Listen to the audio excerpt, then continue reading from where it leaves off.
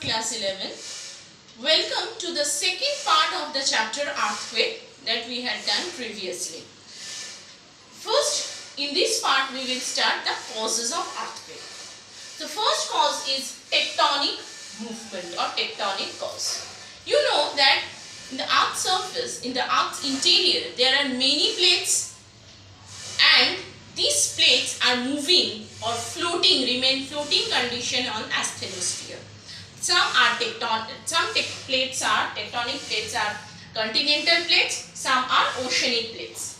And when these tectonic plates converge with each other, the relatively heavier plate will slide above the weaker plate. That is, when there are two plates, the relatively heavier plate moves over the weaker plate. And for this reason, earthquake and volcanic incident is a common feature. Example, the earthquake occurred in 28 October 2011 due to the collision of Anatolian plate and Arabian plate. These two plates collide and earthquake occurs in 2011. When earthquake? It is because of the collision of two plates, Anatolian plates and Arabian plates. The second effect is volcanic cause. What is the second cause? Volcanic cause. Due to earthquake may occur because of volcanic activities. That is, when there is sudden eruption of volcano from eruption of volcanic materials like lava, ash, cinder, all these are volcanic materials, and when they eject out from the vent or crater of the volcano, earthquake can also occur because of this tremendous movement of the material. There is jerk and this causes volcanic eruption.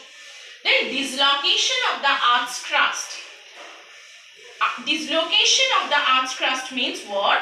In the rock bed, there are several rock beds in the interior of the earth, and if these rock beds dislocate, if their position change, it causes earthquake.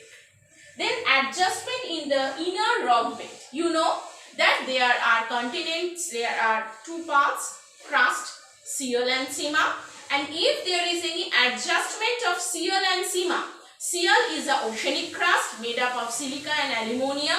Sima is a continental, seal is a continental crust, and sima is an oceanic crust made up of silica and magnesium.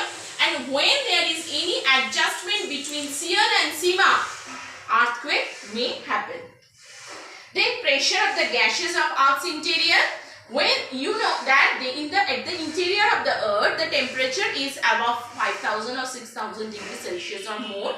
In that temperature, the gases remain in compressed form, and if there is some reason, if the gas is released, it can cause earthquake. This is the pressure release of gases. And next, the last factor is human factor. That is our activity. All these are natural. Up to point number 5, natural causes. Point number 6 is human factor. That is, our activities can also cause earthquake. For example, the construction of dams or reservoirs can cause earthquake. The atomic or nuclear bomb blast can cause earthquake. Example can be given, that is Koyna earthquake in Maharashtra in 1985. Because of the construction of Koyna Dam on river Koyna in Maharashtra causes huge earthquake in 1985.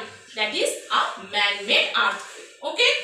Now we are moving to the next part, that is the effect of earthquake. Effects.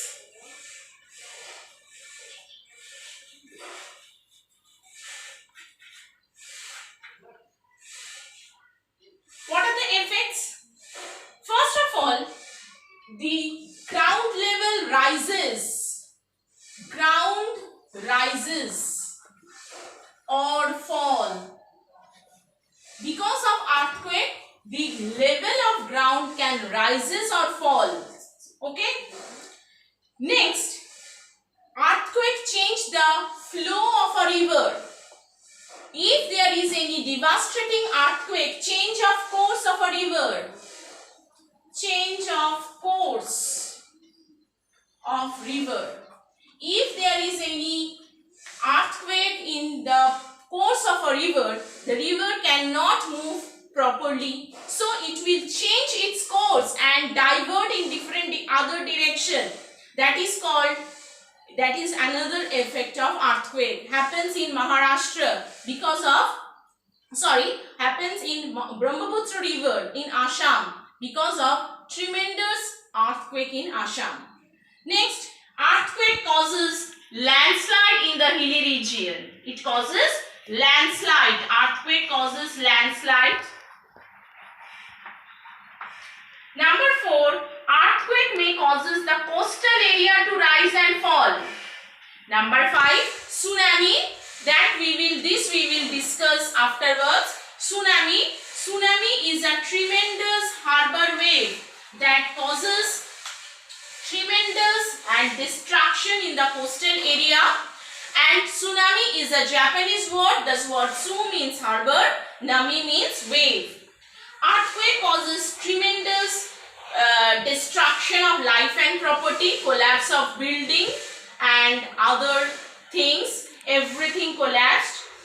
The roads, bridges, buildings, etc.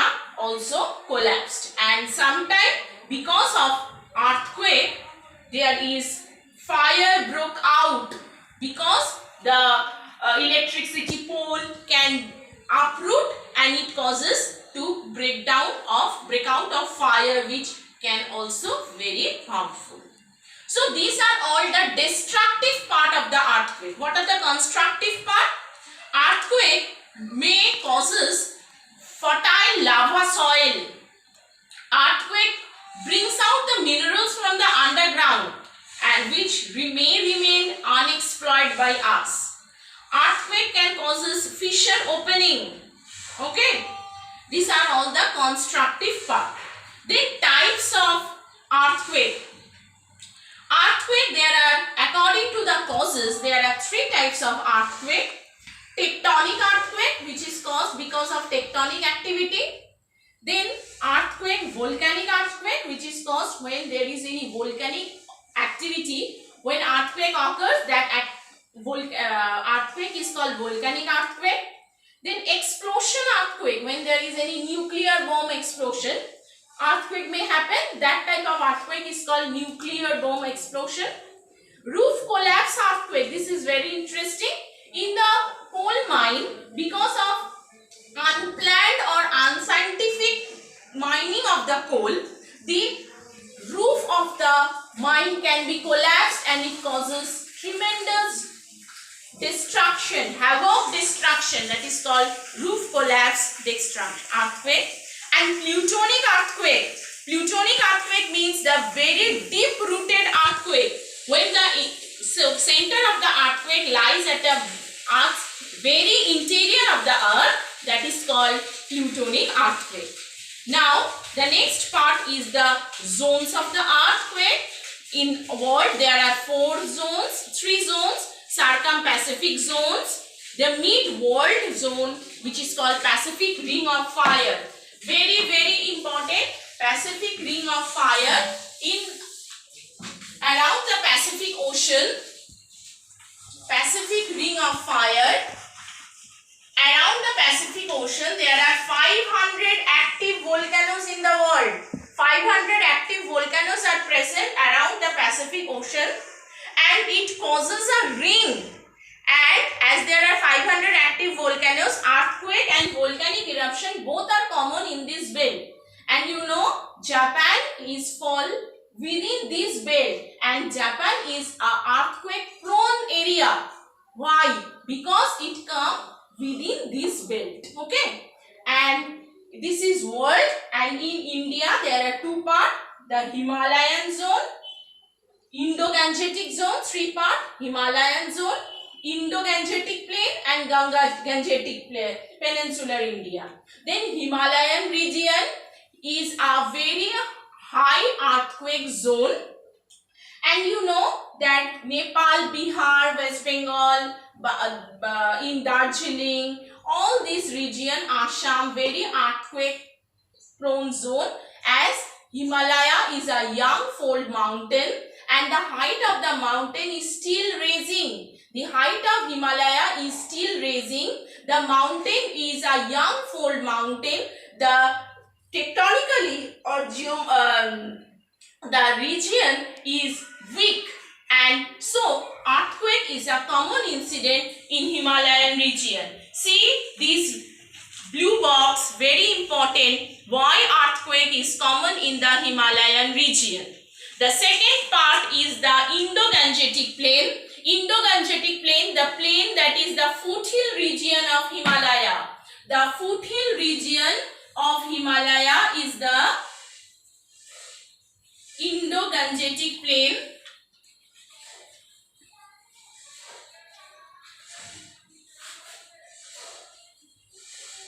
So first is the Himalayan belt, then the Indo-Gangetic belt. Belt 1 is the Himalayan belt, belt 2 is the Indo-Gangetic plain, and belt 3 is the Deccan Plateau belt.